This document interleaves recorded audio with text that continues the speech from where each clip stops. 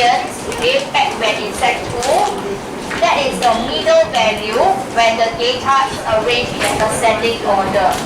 Data must be arranged in ascending order, then we will identify the median. Okay, what new things we are going to learn today, or rather in Sec 4, okay, is quartiles range and interquartile range, okay, for both discrete and continuous data. Discrete data are data that is singularly listed, okay. They are actually listed one by one individually. That is discrete data. Continuous data are things like this, okay, whereby it is the specific information itself is not given. So we are always estimating. Okay, so that is the difference between discrete and continuous. But you don't have to bother yourself by it, okay, as long as you get the skill right. Okay, discrete data refers to the set of data only takes on distinct values as mentioned. Okay. So let's look at example 5. This data is already arranged for you in ascending order.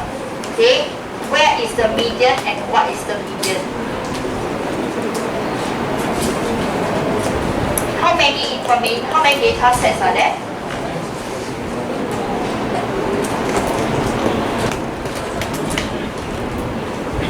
There are 11 data, right? Okay, it's odd number data here. Okay, so 11 of it right in the center, which is the one,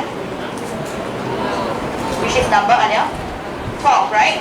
Okay, so 12 is right in the center, and that is the median. Okay, in median we often use the notation of Q, okay, and then the subscript of 2, okay, at the bottom. So that will describe median. Okay, so then now let me introduce to you what is quartile. Okay, quartile, as the word suggests, is talking about quarters. That means for the entire set of data, we are looking at 1 quarter, 2 quarter, 3 quarter, 4 quarters.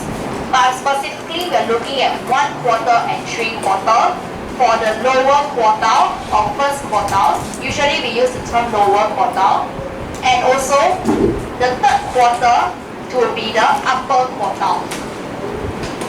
Okay, so how do I identify it? 2 quarters will actually be half. That's 2 over 4 is equal to half, right? Okay, 1 quarter will mean that in the remaining data set here, that means from 2 to 8, we look for the center. Sorry. Look for the center, and that is 6. So Q1 is 6. Okay, so lower quartile would have the data value of 6. Okay, so we always identify median first.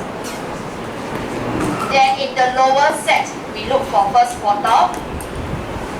In the higher set, okay, we then look for the center, and that will tell us the third quartile, which is Q3, or in other words, upper quartile. And their value is 20. Yes, sorry, I just trained my voice as well. I don't have any sentence.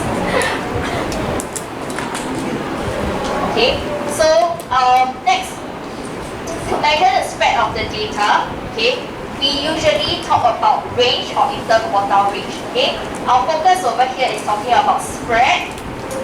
Okay. So range itself is defined to be the largest data value minus the smallest data value, and in this case the largest one is 30, smallest one is 2.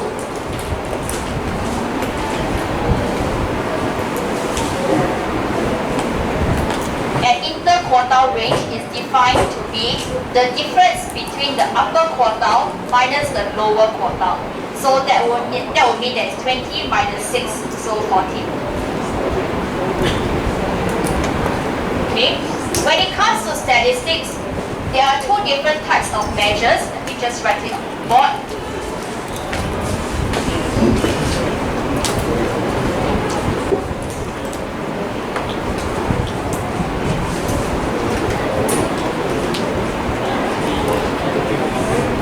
Okay, so measures of spread, as I introduce to you now, we have our range and interquartile range.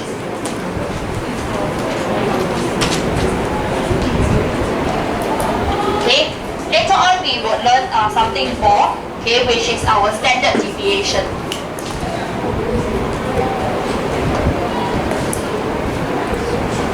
Okay, for now, what we have learned about measures of average, okay, that would actually be your mean, median, and mode. Okay, when we use the word average, okay, in maths, it is not always talking about mean, right? So when in Sec 2, we have covered that there is also another form of looking at averages, which is median, and we have also looked at mode as well. Okay, in Sec 2 itself, we have also talked about when is it okay that we choose to compare mode, and when is it that we choose to compare median, and when is it that we choose to compare mean. Okay, I'm very sure you have forgotten about that, right? Okay, don't worry, I will talk about it in time to come. Okay? So for now, just be familiar with range and interquartile range and how to find out what are the different quartiles. Okay? So now, why is it that we want to talk about interquartile range when we talk about spread? Okay? If I want to talk about spread of the data, why don't I just use range? Then it's a good spread, right? Okay, so the reason is because for range itself, as per the definition, which is to use largest data minus smallest data, okay, it is very easily affected by the extreme values. Okay, so for example, okay, if maybe we all took the WA1, okay, then after that, most of you, let's say, get above 25, and then just one person get 2 marks. Okay, for example, okay, so okay, I actually in my mind also think that way lah, but then you admitted it, I shall not just admit about what I was thinking, okay? But of course I know you will not get 2 marks, okay? I was just thinking as a joke, alright? So anyway, okay, so for example, if many of you get 25, okay, then only Joseph get 2 marks since he already said it, right? Okay, he will affect the range of our class because most of us, let's say the highest mark is 30, and then he gets 2 marks. Then our range is going to be 28 marks. But it is not representative of how well the whole class is doing. Okay, because most of you are actually getting above 25. Right? Okay, so therefore we need another measure that is more representative of situations like this. Okay, and that is in our interquartile range. Okay, because interquartile range is talking about the middle 15%. Because how we saw it was that we take the upper quartile minus the lower quartile. Meaning to say I take from the centers. Right? You go back to the data. I took from here and here. So I'm comparing the information in the center here.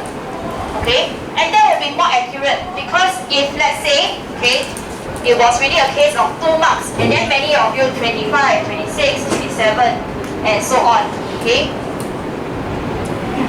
Okay, then after that, when we want to look for the lower quartile, our lower quartile would have been maybe around here.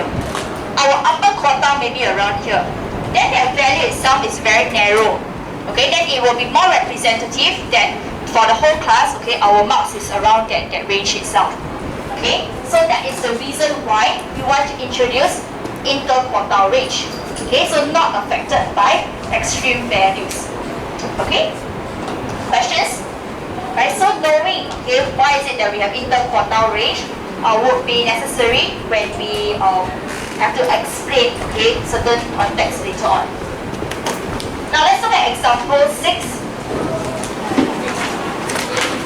Okay, we want to find the lower, median, and the upper quartile. Okay, so in this case, marks are not in our, it is already arranged in ascending order. Okay, and we have even number of data, meaning to say there is a total of 1, 2, 3, 4, 5, 6, 7, 8 data, 8 students over here. So this is what I mean by even number of data. When it comes to even number of data, when I want to look for the center, I will be looking at right in the center here. It will divide into 2 parts equally.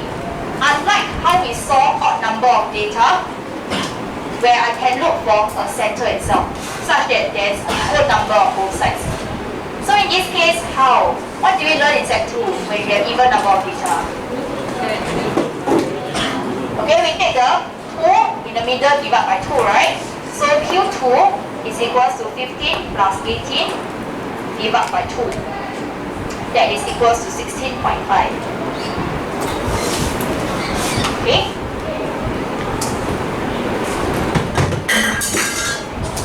Then next, we want to find the lower quartile. So we look at the lower section, and right in the center, again it is even number of data. So in the center will be here.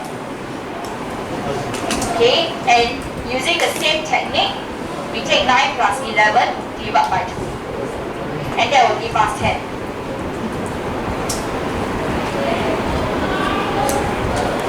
And again, the same technique for finding our upper quartile.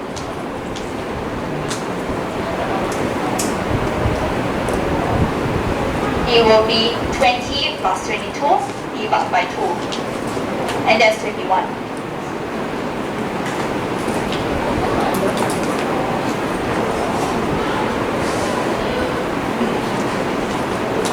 Okay? And our range. What would the range be? Joseph? What's the range? Maximum minus minimum. Don't tell me you're really going to get 2 marks like this.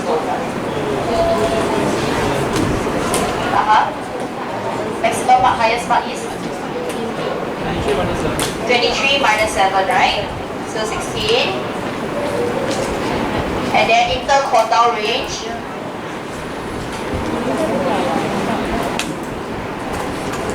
Okay, will just be 21 minus away 10, and we get 11. Okay? Questions? So, fairly simple concept, okay? I'm sure you can get this concept right. Okay, we'll stop here for today. We'll continue after our WA1.